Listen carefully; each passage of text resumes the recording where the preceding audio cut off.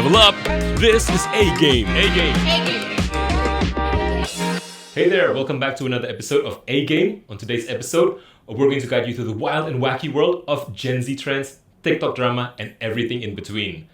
Today we have from the MEC community, and we also have a very special guest. Tapi sebelum kita masuk ke special guestnya siapa, kita bakal ngobrol dulu nih sekelebet tentang Gen Z itu apa. Nah, kalau kita lihat dari data-datanya, Gen Z itu lahiran tahun berapa, Pak Marcel? Kalau Gen Z itu yang saya tahu tuh 97 sampai 2012. Sampai 2012. Dan kalau ngelihat populasi itu sekitar 27% dari total populasi di Indonesia. Lumayan gede ya Pak ya berarti ya? Betul. Dan 1:1 sih dengan Gen Y. Right. Oke. Nah, kalau kita lihat sih dari umurnya tadi, berarti mereka sekarang udah dari umur 12 tahun sampai 25-27 tahun gitu ya Pak ya? Berarti mereka sekarang udah masuk ke dunia kerja, mereka sudah punya buying power sendiri ini di antara mereka. Kita yang penting kayaknya Gen Z jangan ngaku muda lagi sih. Udah 27 bentar lagi 30 gitu Betul Pak. Jadi udah milenial yang paling muda pun sekarang udah tua ya Pak. Sekarang udah tua itu. Nah, kalau kita lihat untuk si Gen Z ini pun sekarang karena mereka kita sering dengar istilah digital native, social media native. Ini benar-benar yang digital native nih si Gen Z ini ya Pak ya. Nah, kalau kita lihat pun juga karena mereka digital native, sosmed native, banyak dari istilah-istilah mereka yang sekarang udah masuk di sosmed ini udah jadi memes juga itu. Mungkin kalau dari teman-teman yang pernah lihat let him cook itu, wah itu Gen Z banget itu. Mental illness, mental well-being, terus kemudian dengan istilah-istilah culture gitu. Itu jadi sesuatu yang Gen Z banget, dan kita pun yang generasi di atas mereka harus menyesuaikan dengan anak-anak muda ini. Bahkan ada, kalau nggak salah ada satu stand up comedian gitu ya. Itu dia laku karena dia ngebahas semua tentang istilah-istilah Gen Z. Yes, bahkan juga content creator pun juga ada yang menggunakan istilah-istilah ini biar lebih dekat dengan si anak-anak Gen Z ini. Nah, mungkin selain itu pun juga ada stigma-stigma tertentu seputar si Gen Z ini. Mungkin untuk kita tahu bahwa mereka adalah Gen Z, tapi buat kalangan tertentu menyebut mereka adalah Strawberry Generation, Pak. Waduh. Kayaknya mereka kesel sih dibilangnya seperti itu. Dan buat saya sih kayaknya itu mungkin stereotyping, tapi bisa dibilang ada oknum gitu ya. Iya. Enggak sih, bukan oknum, tapi kalau kita ngelihat ya itu cara gimana total audience atau kita semua itu melihat Gen Z itu mungkin sebelah mata gitu ya. Betul Pak. Soalnya kalau dilihat pun juga sebetulnya si Gen Z ini mereka influence mereka pun semakin gede. Mungkin kalau di angkatan-angkatan tertentu itu kayak mental well-being segala itu nggak penting. Karena buat Gen Z ini penting, it's part of the conversation juga. Mungkin buat mereka, kalau buat angkatan yang lebih tua, kerja itu harus dari kantor. Buat mereka, work from anywhere, work from home, itu menjadi influential juga. Satu lagi Pak, work from Bali. Ya, itu Pak. So, pasti si Gen Z ini punya influence dan punya buying power. They are a force to be reckoned with. Nggak bisa dipandang sebelah mata lagi kayak Pak Marcel tadi bilang. Nah, untuk itu kita punya tamu special guest hari ini. Beliau adalah e-commerce and CRM manager dari Campina Es Krim. Beliau adalah Pak Harwindra Yoga. Selamat datang Pak Yoga. Terima kasih.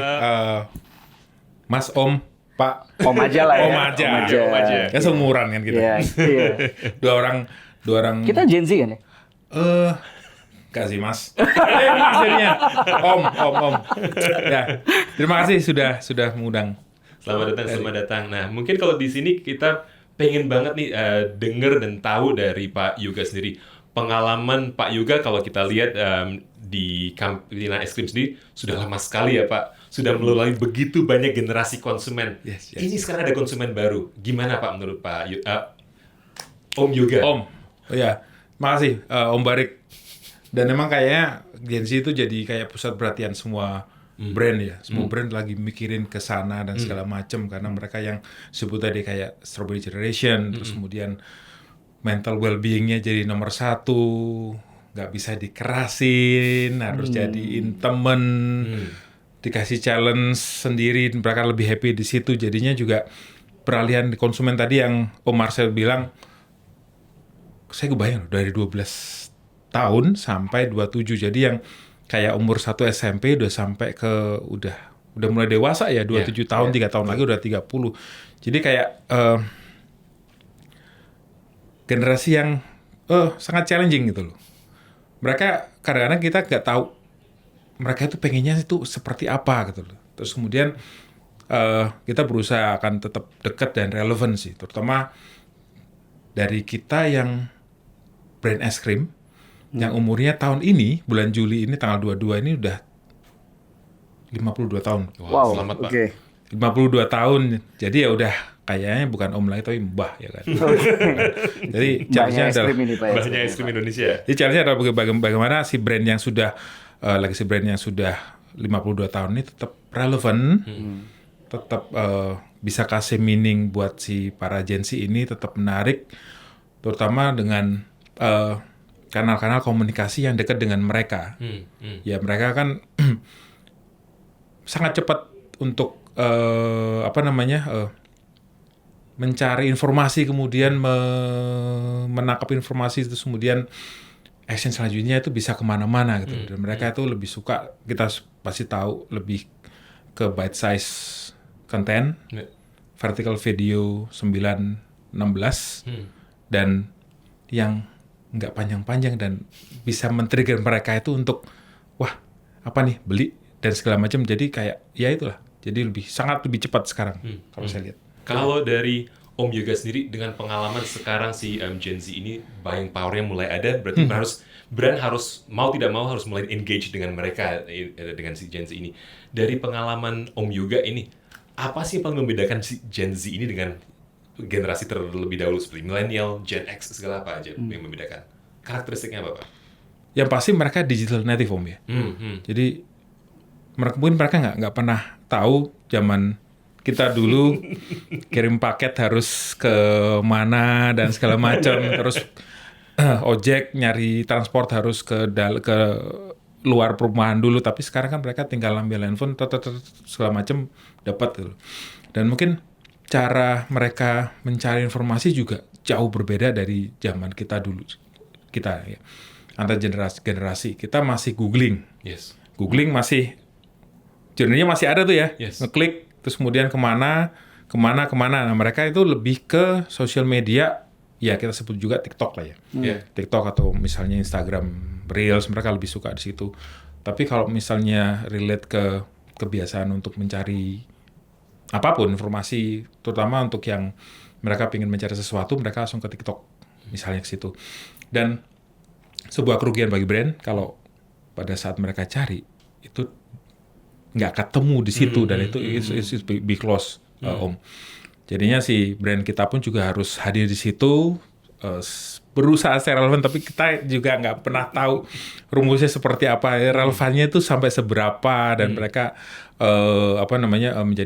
tetap menjadikan brand kita sebagai brand yang favorable menurut mereka, dan kemudian tetap diingat, ya kan, karena kan di industri ini pun juga pemainnya banyak, dan masing-masing brand saya yakin juga kayak caper sih, berebut perhatian mereka yang mungkin attention span-nya tuh hanya 1,8 detik aja, jadi begitu wah iklan nih, jadi mereka pun juga udah tahu kan, kalau buka Reels itu misalnya ketiga itu pasti iklan, jadi 1 nonton, 2, 3 langsung 4 ya kayak gitu. Mungkin udah hafal.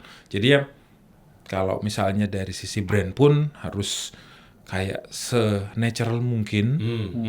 Jadinya tetap dapat perhatian lebih dari 1,8 detik, dan akhirnya mereka bukan nangkep ya, dapetin dulu deh pesan kita, dan kemudian nangkep dan ingat, dan selanjutnya bisa kemana-mana. Ini ada pertanyaan nih Om. Jadi gini Om juga. Kan tadi perhatian mereka atau kayak fokus mereka cukup pendek ya, 1,8 detik gitu ya. Semua serba scroll, nggak suka langsung scroll, nggak suka langsung scroll. Gimana nih caranya supaya tadi semua message yang kita mau itu bisa masuk di dalam 1,8 detik itu? Yang sesuai pengalaman kayaknya yang dari 1,8 detik, brand jangan taruh depan dulu deh. Jadi mereka bukan deh. Ya gitu. Mungkin harus ada istilahnya apa itu, hook lah. Ada hook di situ. Jadi kayak sesuatu yang kayak di 1,8 detik terus menangkap perhatian mereka, kemudian menonton kontennya sampai 2 detik, kemudian konten ketiga detik, 4 detik sampai selesai. Dan akhirnya, kok relate ya? Terus kemudian dia akan nonton sekali lagi, ya kan? Kalau nggak di swap nggak di scroll ke atas, akan ngeplay lagi kan. Dan akhirnya, dan di situ kemudian, kayaknya lucu deh. Ada CTA-nya di situ dan akhirnya udah bisa langsung ke purchase misalnya gitu. Kalau langsung ke purchase sih, baru ngomongin ke awareness dulu ya kan. Dapetin attention aja belum tentu mudah ya. Itu dia. Dan iklan pun juga ya kita bisa bicara itu kalau udah mereka pasti udah tahu dan ingat urutan keberapa itu pasti iklan ya kan. Karena kalau nggak salah urutan ketiga dan kelima itu yang pasti iklan dan mereka akan skip, tapi begitu di antara konten ketiga, kelima dan seterusnya yang mereka hafalin itu kita bisa masuk di situ. FYP lah ya istilahnya ya. FYP. Sampai tadi kan nyebut ada content creator yang spesialis di Gen Z ya. Betul. Ada content creator juga stand up comedian yang dia spesialis di FYP. Wow. Oke. Jadi kayak Spesifik medianya banget ya. model pendekatannya kayak dosen FYP, gimana caranya FYP dan segala macam. Jadi sampai dia saya miss sampai si content creator ini bisa menemukan celah untuk masuk ke Gen Z, spesifik Gen Z ini lewat FYP ini. FYP Academy namanya, bisa dicari. Oke. Langsung lucu itu dia. Lucu. Itu sih. Jadi kalau misalnya dari sisi brand pun juga harus ya pasti ujungnya pasti caper ya, cari perhatian dan segala macam. Attention span lebih pendek, makin pendek, dan kemudian mereka juga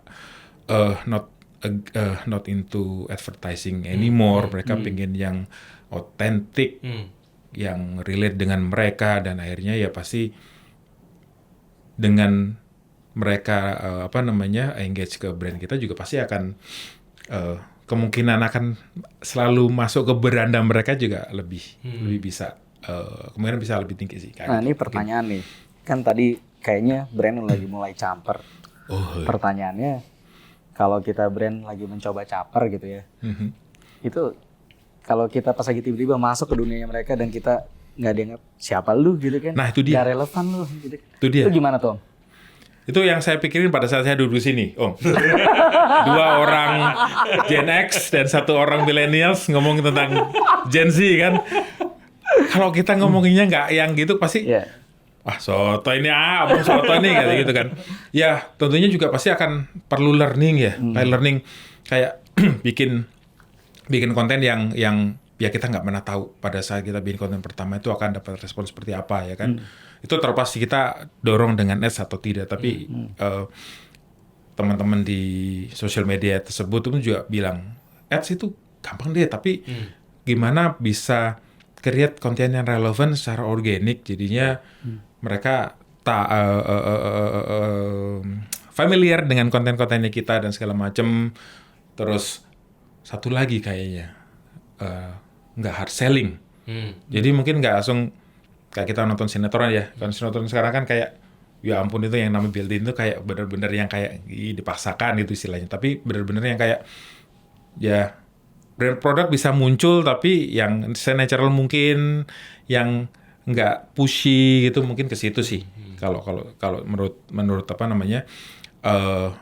Dan hal yang paling penting adalah karena kayaknya journey-nya itu makin kesini makin pendek, dan di situ pun harus ada CTA-nya yang memungkinkan mereka itu lari ke opsi belanja. Bisa dilarikan ke masing-masing kayak official store yang brand pelihara. Jadinya bisa langsung berujung dari orang nggak tahu, dia nggak tahu nih ada produk ini, tahu-tahu within seconds lewat social commerce atau lewat si live stream ini, tahu-tahu kok lucu, tahu-tahu klik beli dan segala macem. Satu lagi mungkin nggak sabaran, mungkin milenial juga sama sih ya. Sebenarnya sih, ya kita bilang mungkin tadi Gen Z, Strawberry Generation. Sebenarnya milenial juga banyak gitu. Kami ringkih, nggak sabaran. Jadi lihat barangnya, produk yang itu sekarang pengen terus lari ke commerce, terus ada opsi instant courier, instant delivery, bayar, kan mereka udah umur 12 sampai 27 ya, yang agak tua dikit pasti udah punya buying power ya kan. Mereka tahu kalau opsi ini mungkin akan lebih mahal, pilih opsi pengiriman yang ini, tapi ya akan bisa dapat dalam waktu kurang dari sejam. Oke. Itu keren sih. Oke. Tadi Om Yoga sempat mention tadi bahwa advertising ini buat si Gen Z udah nggak mempan lagi nih. Mereka udah tahu lah mana yang iklan, mana yang bukan. Nah, kalau kayak gitu iklan, advertising, marketing itu masih bisa untuk menyasar Gen Z ini nggak sih, atau butuh sesuatu approach yang beda ini Om? Kalau menurut saya dari pengalaman pasti kuncinya adalah konsisten. Konsisten. Jadi kayak tetap aja produce minimal misalnya 3 sampai 5 video 1 minggu gitu kan. Terus kemudian cari tahu views-nya dan segala macam, atau misalnya live misalnya minimal sehari 2 jam. Nah, kita kan bisa cari learning ya. Learning penting sih. Dari situ kan kita bisa dapat pattern-nya untuk main di misalnya live streaming dan segala macam. Mereka suka nontonnya tuh di jam berapa. Terus kemudian konten seperti ini tuh disukai apa enggak. Kok yang flat aja itu ternyata malah yang disukai dibanding yang kita bikin asin kayak sophisticated. Ini apaan? Enggak, tapi kadang itu yang kita lempar konten nggak ada yang kayak yang kita pikir itu kayak keren. Keren nih pasti dari sisi brandnya. Terus kemudian dilempar, kok responnya gini banget ya, konten gitu. Tapi begitu kelempar sesuatu yang receh, yang cuman sekarang saya lihat trennya tuh kayak kedip konten 1 detik sih. Ya. Terus nuang tik. Tapi yang nonton bisa ratusan ribu loh yang nonton. Gitu doang loh. Yang like apalagi yang engage ya. Dan kita pun nggak pernah tahu. Kita nggak pernah ngomong, belum ngomong algoritma masing-masing social media. Tapi dan dari sisi si Gen Z ini yang jadi kayak, saya bilang kayak apa ya, kayak katalis atau motornya dari si social media sampai beralih ke ngikutin kayak maunya mereka seperti itu. Ya kayak tadi sih, saya baru tahu hari ini kalau konten yang 1 detik itu jadi semua ya yakinlah sebentar lagi kita buka social media yang reels, yang video ngeblink semua gitu. Pasti deh kayak gitu. Iya. Gitu. Oke. Nah, tadi Om Yoga juga mention bahwa sekarang iklan pun juga advertising approach-nya harus beda banget untuk menyasar ke Gen Z ini. Terus tadi juga di-mention bahwa journey-nya juga sekarang berubah banget nih. Yes. Nah, itu seberapa dirombak sih sama si Gen Z sih, kan diacak-acak banget kan dulu yang ada AIDA, sekarang kayak udah beda lagi deh kayaknya. AIDA itu pokoknya zaman kita, Om. AIDA zaman kita. Terus lari ada jadi teori dikit apa ya? Ada 5A lah, ada ISAS dan segala macam. Jadi kan dari awareness atau attention, interest, search, act, dan advocate, desire segala macam. Itu bisa lebih cepat kayak saya bilang tadi. Misalnya dia lihat FYP-nya dia, kita sebut FYP dia, terus kemudian ada record video yang video live di situ, dan kemudian dari awal dia nggak tahu sampai tahu kan di live streaming itu dia kayak memperagakan atau membuka dan segala macam, jadinya dari aware sampai yang consideration itu dari langsung jadi satu ya, Pak. Jadi satu, tahu-tahu dia ada duit, coba masuk ke halaman tertentu, langsung diarahkan oleh si brand itu ke halaman tertentu, beli, lagi nggak sabaran tadi ya kan, terus pilih si yang instan, dari dia buka, scroll berhenti di situ, terus kemudian tertarik dan segala macam, kurang dari sejam si barang itu sudah ada di tangannya dia, dia udah nikmati. Jadi journey-nya bisa lebih cepat sekarang. Nah, itu kalau misalnya pengen saran, tapi kalau tidak memungkinkan seperti itu instan, ya dia maksimal sih besok sudah dapat sih ya. Tuh, H+1 gitu loh. Kayak ini gitu. mau nanya bentar nih, Om, sorry. Ini pertanyaannya gini. Jadi kalau kita ngelihat tadi misalnya ada journey tuh dari si audiensnya ini atau si target yang kita mau tuju itu, dia akhirnya ngeliat terus akhirnya pengen beli. Nah, pertanyaannya ada perbedaan nggak nih yang di dunia konvensional sama di dunia digital atau di dunia e-commerce. Kenapa mereka punya reason untuk belinya di e-commerce? Oke. Kayaknya sih karena maksudnya produknya kan bukan produk yang punya scarcity ya, Oh, gitu iya. kan. Kan saya rasa produk-produk yang lumrah ada di mana-mana, yang mungkin cuma selangkah 2 langkah di toko terdekat, saya udah bisa dapat. Kenapa saya harus ke e-commerce? Oke. Mungkin ada beberapa ini sih ya, ada beberapa kemungkinan jawaban di situ. Tapi mungkin salah satunya karena figur siapa yang membawakan itu juga matter sih, Om Marcel. Jadi kalau misalnya yang membawain juga enak ngomongnya dan segala macam, meskipun barangnya itu di warung depan ada, misalnya snack apalah dan segala macam, tapi yang membawain lucu dan segala macam, terus kemudian dia ada adegan makan dan segala macam, ya kayaknya enak deh.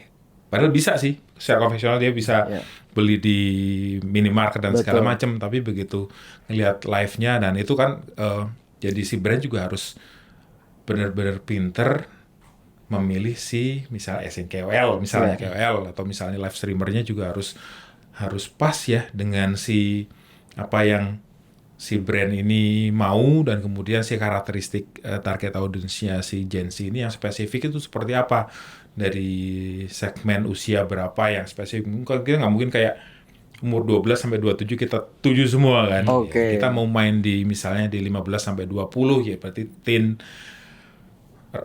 early adult di situ. Live streamernya juga harus sesuai dan kemudian si KOL pun juga nggak yang ketuaan kayak umur 30 suruh ngomong kayak yo enggak. Yo itu kayak slow. Wah, ketahuan kan. Nah gitu mungkin ya harus pas untuk memilih semuanya sih menurut saya gitu, Mas. Nah, tadi berarti gini, Om. Apakah berarti brand itu pas lagi mau masuk ke Gen Z ini, dia harus jadi entertainer? Atau dia harus jadi apa ya? Maksudnya mungkin bergantung sama soul dari brandnya sendiri ya. Cuma kalau ngelihat di sosial media kan yang mungkin likes-nya cepet atau views-nya cepet, itu kan yang goyang-goyang Pak Goy gitu kan. Nasi Padang. Saya nggak bisa jogetnya sih. Jangan. Jangan diperagain deh. Nanti geli. Jadi ya kayak entertainer. Jadi kayak kita sebut TikTok ya. TikTok itu kayak benar-benar yang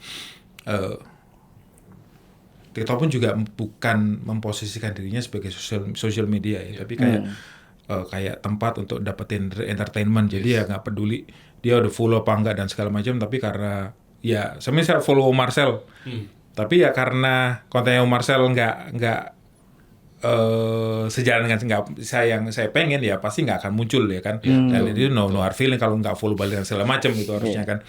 Tapi ya tentang kembali lagi ke brand tadi, kalau dia itu apakah jadi entertainer? Saya yakin sih kayak once in a while dia boleh kayak bikin sesuatu yang menghibur ya. Tapi tadi karena brand itu kan harus ada guideline dan segala macam, itu harus jangan sampai kayak konteks overpowering konten ya kan. Ya, ada konten, ada konteks, ada bungkus. Jadi pengennya si kontennya itu kayak gini tapi bungkusnya kok gitu kan, for the sake of appeal to Gen Z malah kok gini sih, jadi malah kayak hilang. Nah ini tadi mau lebih dalam lagi nih. Boleh. Tadi katanya mau grab attention aja kan cuma 1,8 detik gitu kan. Terus gimana caranya kita taruhlah ya, ternyata kita punya soul brand itu yang berwibawa, yang harus serius, yang harus kayaknya credibility-nya tinggi gitu ya. Sedangkan kita berbicara di audiens yang pengennya instan, terus belum tentu gue tertarik sama konten yang lu kasih. Berarti kan setidaknya harus bisa grab attention. Nah, cara berwibawa dan grab attention itu kayaknya cukup ya menantang sih kayaknya. Menantang.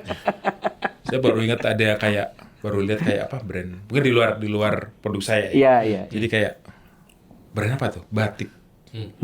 Batik kan batik lengan panjang dan itu nggak bisa kayak joget-joget pargo ya kan, hilang itu kan wibawanya. Jadi dari awal pasti si batik ini kelihatan bisa meningkatkan ketampanan dari yang pakai itu 30% itu kan kayak gitu lah.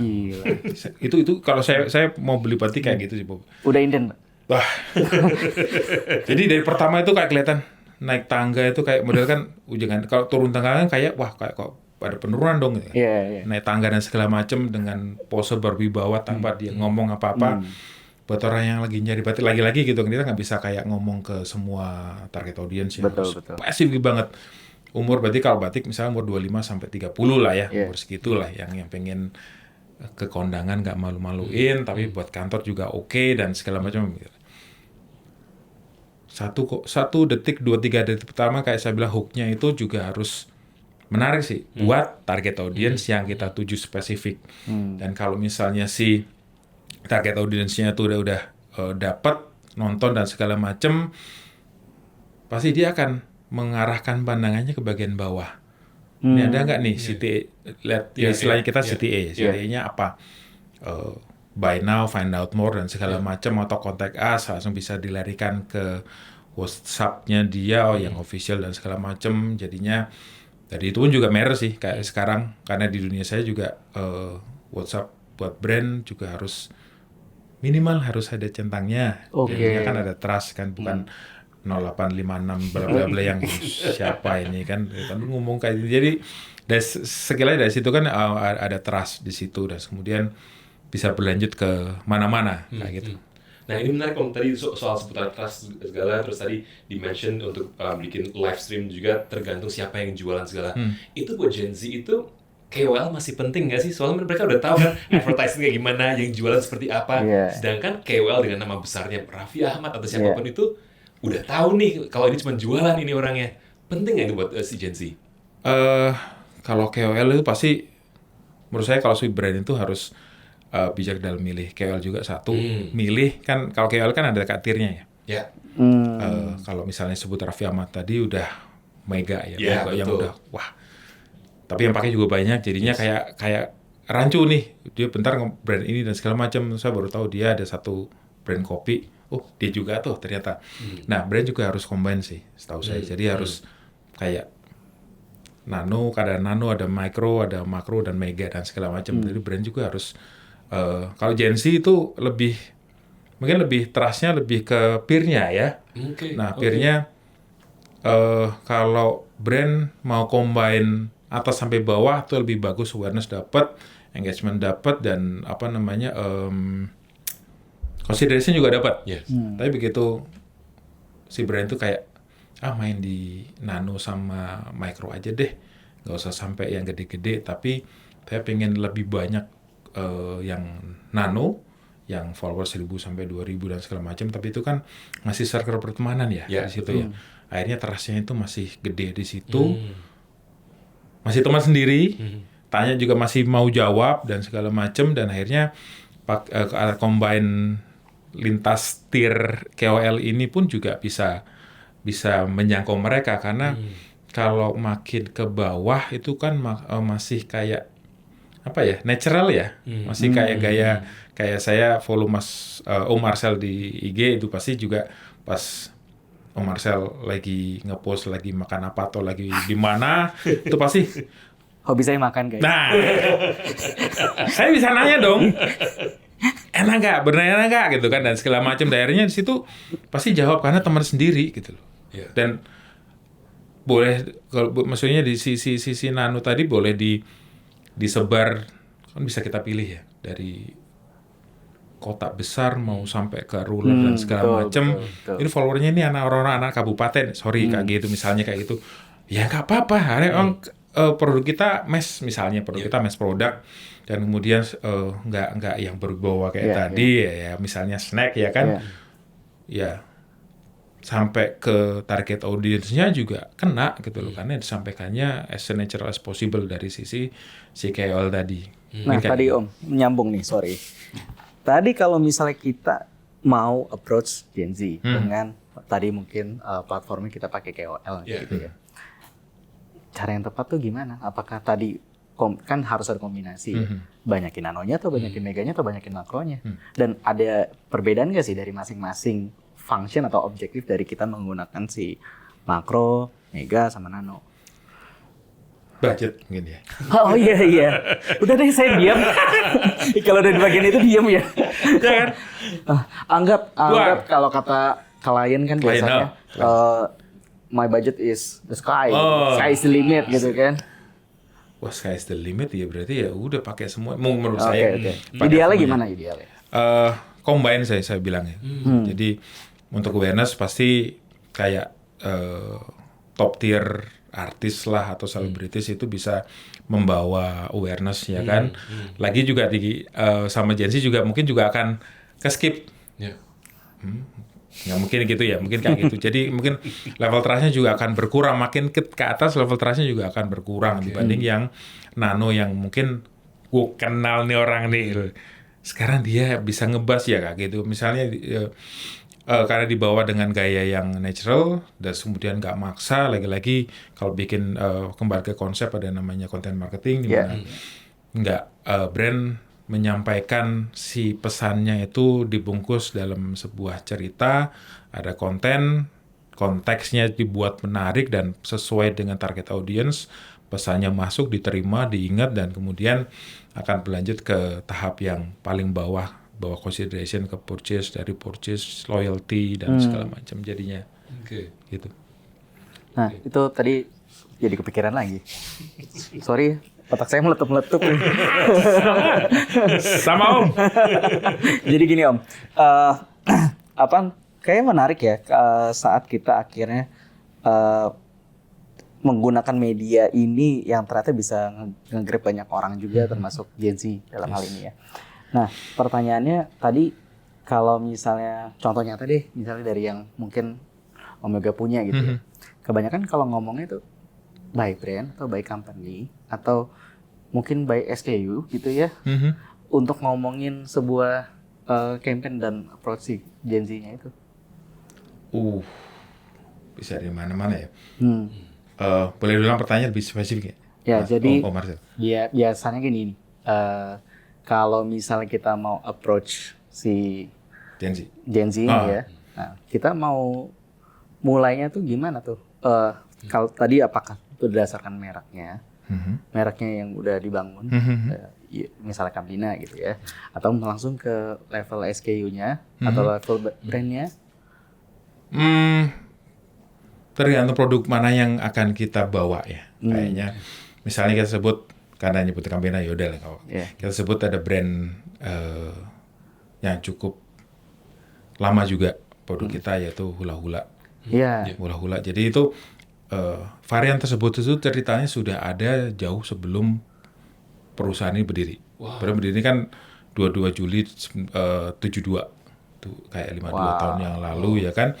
Tapi kesini karena boleh dibilang produk ini tuh kayak top selling item kita, top SKU-nya kita, malah bukan yang namanya fancy chocolatey apapun itu, tapi malah es krim yang tradisional. Es krim. Jadi ada 3 varian sekarang. Jadi si kacang hijau, mung bean, terus kemudian ketan hitam, dan alpukat, avocado. 3 varian yang dengan rasa tradisional justru yang sekarang sama anak-anak muda ini digemari. Karena apa ya? Itu terasa buat mereka itu setelah kita survei dan segala macam terasa authenticity-nya. Ya kita emang promosi kita adalah kita pakai produk yang beneran yang asli, bukan artificial dan segala macam, all natural. Mereka juga ternyata lebih suka. Gen Z itu ternyata juga health conscious juga. Mereka pengen yang nikmat tapi nggak mau yang manis-manis. Dan nggak mau gendut.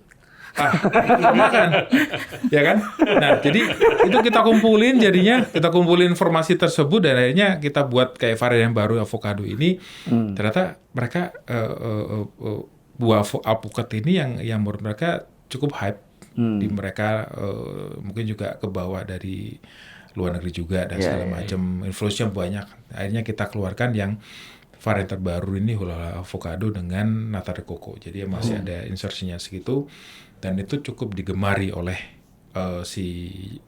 terutama kalangan anak muda ini gitu loh. dan kita berusaha tetap relevan dengan anak muda ini dengan menggunakan pendekatan kecintaan terhadap Indonesia. Jadi dibawa ke traveling, ke jalan-jalan dan segala macam kayak itu. Jadi bisa masuk ya. Bisa masuk di situ dan akhirnya es krim yang sudah umurnya lebih dari 52 tahun ini sampai hari ini itu masih digemari. Gitu. Keren. Menarik sekali, keren banget. Mungkin dari situ kita udah lumayan banyak yang dijelasin sama Om Yoga ini, udah gambaran seorang Gen Z itu kayak gimana, udah mulai jelas itu. Nah mungkin next step-nya nih, kalau kita udah tahu si Gen Z ini, cracking the code gimana nih kalau kita mau memenangkan hatinya si Gen Z ini, gimana caranya? Mungkin tadi sebenarnya dari Om Yoga udah berapa poin yang udah terus-menerus di point out kayak seputar authenticity, kayak penting banget nih buat si Gen Z ini, buat si Gen Z. Terus mereka justru trust itu penting banget, bukan sesuatu yang kalau kita mungkin dulu wah harus dari seleb siapa, enggak, ini justru malah dari circle-nya 1.000-2.000 followers penting buat mereka. Nah kira-kira dari pengalamannya Om Yoga ini, kalau kita mau nge-crack nih si Gen Z ini, karena nggak bisa dipungkiri kedepannya pasti nih Gen Z harus jadi audience kita. Gimana sih, how do we crack the code? Mulai dari mana nih nge-crack code untuk si Gen Z ini? Oke. Jadi mungkin kita pakai pendekatannya track. Namanya satu itu truth, yaitu kita tahu fundamental truth consumer kita itu seperti apa. Gen Z yang karakteristiknya seperti apa, kan Gen Z saya bilang dari umur aja dari 12 sampai 27 ya kan. Gen Z yang umur berapa nih gitu. Terus kemudian mereka yang secara behavior seperti apa dan segala macam. Terus kemudian tinggal di kota besarkah atau kota suburbs atau di rural dan segala macam, semuanya yang kita targeting. Terus kemudian kedua tuh relevant itu berarti meaningful to our business and brand gitu. Jadi gimana caranya si brand hula-hula yang sudah 52 tahun ini kita buat, kita desain untuk tetap relevan dengan si target audience ini, target market lah ya. Sekarang udah ngomongin beli itu udah mulai masuknya ke market. Terus kemudian ketiga itu connect strongly with your consumer ya, kita lewat konten kita dan segala macam yang kita buat pakai not too pushy, enggak hard selling dan segala macam. Lewat konten marketingnya kita itu diharapkan bisa mengarahkan ke behavior tertentu, yaitu ingat dan kemudian jadiin itu ada di top of mind-nya mereka, dan kemudian akhirnya bisa menjadi pilihan pada saat mereka diharapkan pada ini ada, kalau di es krim ya, ini ada freezer warna ini. Mereka mau kemana? Oh, si produk itu adanya di freezer yang ini dan segala macam. Walk toward the freezer, open the freezer, take the product, pay, consume it right away, share the experience dengan peer-nya dan segala macam. Dan akhirnya dari situ pengalaman tersebut bisa jadi kayak awareness buat mereka yang teman-temannya yang mungkin nggak tahu kalau si produk ini ada. Dan ternyata ini enak. Beli di mana dan segala macam. Akhirnya bisa pakai. Nah, awareness ini berujung pada langsung pada ke search. Karena interest pasti interest. Search, kemudian mereka ngebuka platform favoritnya mereka. Video vertical yang itu scroll nyari ada dan segala macam. Makin mereka tahu tentang produknya dan segala macam, dan akhirnya mereka bisa experience di situ, dan akhirnya bisa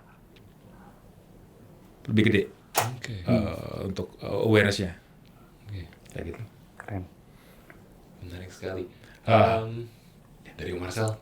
Ya, tadi saya ngelihat nih kayaknya PR-nya brand ini atau PR-nya marketer lah ya. Kita nih. PR marketer tuh berarti gede banget ya Om ya. Maksudnya dalam hal ini kebayang nggak Gen Z ini kan juga mungkin interestnya juga berbeda-beda ya. Dan tadi attentionnya juga cukup singkat. Nah berarti kan gimana caranya kita nge-build insight sampai akhirnya kita turn itu ke dalam bentuk komunikasi. Itu tuh kita butuh sesuatu yang cepat banget. Nah jadi kalau misalnya brand itu masih here and there, masih ngaco-ngaco menemukan jati dirinya seperti apa, kayaknya nggak mudah ya masuk ke digital ya. Bisa jadi tadi jadi orang yang nggak keren masuk ke ranahnya digital. Iya. Karena bingung mau ngapain ya kan? Iya. Apa kayak langsung coba-coba kayak lempar apa yang ada Iya. di lempar ke tembok, mana lihat mana yang nempel. Nah, berarti itu yang cocok nih, nggak mungkin kayak. Tapi ya ya untungnya untuk brand-brand yang sudah established, sudah tahu udah ada apa namanya udah tahu brand identity-nya seperti apa, dan kemudian mereka harus behave seperti apa, harus sesuai personality-nya masing-masing, dan itu lebih enak ya. Tapi kalau buat brand, misalnya kita sebut brand yang baru awal kayak UMKM dan segala macam, mereka pasti juga akan menemukan caranya sendiri sih kayaknya. Lewat ya bisa jadi trial and error ya. Kayak oh yang suka yang kayak gini nih ternyata ini dan segala macam, dan kita nggak bisa mungkiri kalau ada brand-brand UMKM yang jualannya itu juga udah fantastis gitu. Bahkan cuman lewat live stream itu bisa kayak wah udah sampai miliaran gitu loh, kayak gitu. Ya itu yang bisa didapat oleh mereka yang bisa kayak harness the power of social media. Jadinya dan tahu harus bicara dengan siapa, spesifik dengan siapa, karena tentunya kita nggak bisa kayak buat satu konten itu untuk disebar dan berharap disukai oleh banyak orang, tinggal yang kecil aja deh. Kita pengen yang niche, makin niche nggak apa-apa, tapi makin niche itu kalau misalnya kita nggak sebut hobi tertentu dan segala macam ya oke lah. Tapi dari niche itu kan kalau kita bicara ada bisnis apa namanya purpose-nya, pasti akan ada sales, ada selling di situ. Jadi kalau misalnya hanya konten ini hanya create awareness saja juga kayaknya juga akan, atau sampai engagement aja juga oke. Terus pasti orang sih pasti nanya kan. Nah ini menarik nih. Tadi bilangnya kan gini, kayak kita harus masuk dengan soft selling nih. Yes. Jangan terlalu banyak hard selling. Nah kalau kita soft selling terus kapan jualannya, Om? Live stream is hard selling, Om. Live stream is hard selling. Live stream hard selling. Jadi langsung ada dar, medianya berarti buat ya. hard selling. Oke. Ada waktunya. Udah waktunya ya. Oke. Udah waktunya dongeng. Kita storyteller ya gitu. Oke. Kerennya gitu kan, Iya. Om. Marketer is storyteller ya. Ada waktunya kita dongeng, ada yang waktu kita jualan. Dari situ dari storytelling yang kita share ini bisa berujung ke yang tadi mempermudah si live streamer ini untuk jualan ya kan, karena brandnya udah diketahui dan segala macam, men-trigger orang untuk pengen coba dan segala macam kayak gitu. Nah berarti tadi kalau PR-nya brand, zaman sekarang berarti untuk nemuin brand identity itu penting banget dan harus detail dong ya. Ada kesulitan nggak selama ini? Wah, ya itu dia. Membangun brand identity kan biasanya digambarkan dengan sepenggal kata atau satu kalimat yang cukup powerful. Oh, iya. Tapi saat itu akhirnya di breakdown dalam bentuk yang tangible, yang mungkin sesuai sama interestnya masing-masing audiensnya di Gen Z. Itu ada kesulitan nggak tuh? Itu seperti apa sih, Om? Takes time, pasti, ya kan? Lewat banyak apa namanya survei dan segala macam kayak apa namanya. Jadi kita juga kayak kata tadi sih, brand hula-hula ini juga dari kita sebut tadi dari awal produksi sampai sekarang kita masih tetap punya resep yang sama. It's the authenticity that we offer ke konsumen, terutama yang para Gen Z ini ya.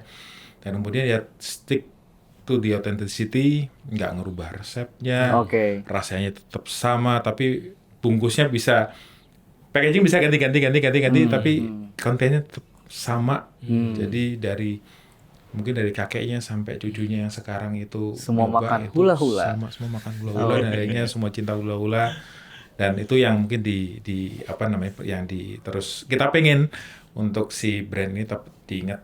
Tadi sebut mau lewat SKU-nya dan segala macam, terutama ya salah satu ikonnya kita yaitu si Campina Hula-Hula. Oke. Gitu.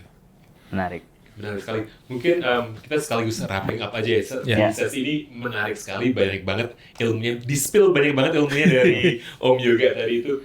Menarik banget bagaimana si Gen Z ini, they are the unstoppable force banget ini, dan mereka disrupt semuanya, disrupt banget sama si Gen Z ini. Yes. Kita belajar bahwa ternyata mereka itu regardless of negative connotation yang mereka bawa, orang melihat seputar si Gen Z ini, tapi mereka justru nge-value authenticity. Mereka trust banget sama orang-orang yang close circles yang mereka itu.